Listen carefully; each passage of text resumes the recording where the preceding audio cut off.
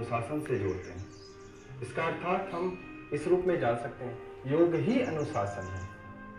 योग के जो जितने भी सारे आयाम बताए गए हैं उसमें अनुशासन की महत्ता इसलिए दी गई है कि कोई भी किसी भी कार्य को हम भली भांति करते हैं तो हम इसमें अनुशासन को जोड़ते हैं। इसलिए अथ योगानुशासन मीन्स योग ही अनुशासन है।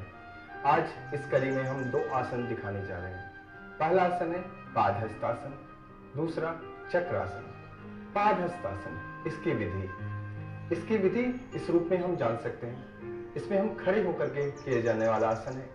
इसमें हम दोनों हाथों को ऊपर ले जाते हुए सांस को भरते हुए आगे की ओर झुकते हैं। झुकने के बाद दोनों हथेलियां दोनों पैरों के समीप में ले जाते हैं। उन दोनों हथेलियों को पास ले जाने के बाद माथा घुटने के समीप ले जाते हैं।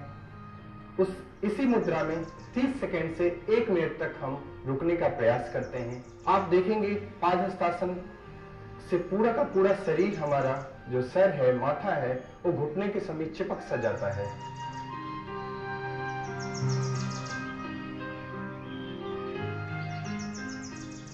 ये हुआ पादहस्तासन। इसकी हम लाभ जानने का प्रयास करेंगे, सावधानियां जानने का प्रयास करेंगे। लाभ से पहले सावधानी, किस तरह की सावधानी बरती जाए। पादहस्तासन में किसी भी व्यक्ति को, यदि किसी व्यक्ति को पीठ में, कमर में दर्द हो तो इस व्यक्ति को नहीं करना चाहिए। यदि उस व्यक्ति को हाई ब्लड प्रेशर हो, उच्च रक्तचाप से वो ग्रसित हो तो भी नहीं करना चाहिए। सामान्य अवस्था में लोग कर सकते हैं, यदि किसी भी तरह की कोई प्रॉब्लम नहीं हो तो कर सकते हैं। यह आसन बहुत ही उपयोगी है। इस आसन के लाभ को हम जानने का प्रयास करेंगे। पादहस्तासन पेट, पीठ, कमर को लचीला ही नहीं बनाता है बल्कि यह मजबूत भी बनाता है। पादहस्तासन से आप देखेंगे पीठ का पूरा खिंचाव होता है। मांसपेशियों का खिंचाव होने की वजह से इसमें लचीलापन आता है। इस लचीलापन को हम मजबूती के रूप में भी जोड़ सकते हैं। काफी ज्यादा लाभकारी माना जाता है। आज का दूसरा आसन है चक्रासन। पहियानुमाकार व्यक्ति की आकृति, एक सामान्य आकृति और व्यक्ति की चक्रासन में आकृति बिल्कुल अलग होती है। इस आसन में व्यक्ति की आकृति पहिए के नुमा हो जाती है, पहियानुमा हो जाती है। आप देखेंगे इस आसन को हम विधि जानने का प्रयास करेंगे, किस रूप में किया जा सकता है।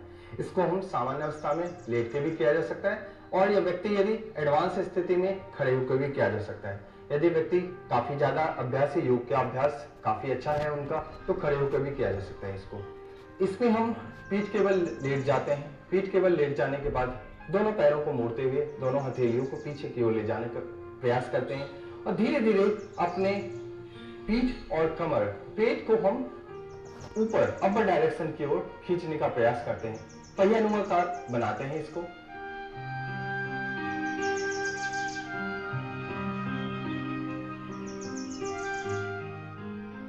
इस आसन को करने के बाद थोड़ा देर रुकना पड़ता है। 30 सेकंड से 1 मिनट तक इसको भी रुका जा सकता है। यह आसन एडवांस है, वस्तुतः में एडवांस है, लेकिन हम इसको 30 सेकंड से ज्यादा रोक सकते हैं। इसको हम 2 से 3 बार किया जा सकता है। इस आसन को हम 2 से 3 बार कर सकते हैं।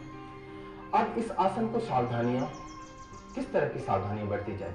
यदि व्यक्ति को अल्सर, हर्निया, पेट में कोई दर्द हो, तकलीफ हो, पीठ में कोई तकलीफ हो तो इस आसन को नहीं करना चाहिए। अब हम इसको लाभ को जानने का प्रयास करेंगे। इस आसन का लाभ बहुत ही ज्यादा लाभकारी है। यह आसन एडवांस इसलिए माना जाता है कि इसको करना कठिन है, लेकिन इसके लाभ को जानेंगे। यह हर तरह की बॉडी के सिस्टम को मजबूती प्रदान करता है। इंसान शरीर को वृद्धावस्था से रोकता है। यह शरीर को, पीठ और कमर को लचीला ही नहीं बनाता, बल्कि इस आसन को करने से वृद्धावस्था कभी भी नहीं आ सकती। इंसान को बुढ़ापा नहीं आ सकता। इस आसन को करने से आप देखेंगे ऊर्जावान, कहते हैं कि शरीर को लचीला बनाने के साथ साथ यह ऊर्जा का संचार करता है। ऊर्जा का संचार होने की वजह से क्या होता है, व्यक्ति तरोताजा अपने आप को पाता है। दिन भर वो 24 आवर्स वो कुछ भी काम करता रहे तो भी अपने आप को थका हुआ महसूस नहीं करता है। यह आसन का ये लाभ है। आज हमने आपको 2 आसन दिखाए थे, पादहस्तासन, चक्रासन। मैं आपसे भरपूर आशा करता हूं कि आप कुशल प्रशिक्षक के सानिध्य में इन दोनों आसनों का आप लाभ उठाने का प्रयास करेंगे। इन दोनों आसनों को करने के बाद आपको भरपूर लाभ मिलेगा। नमस्कार।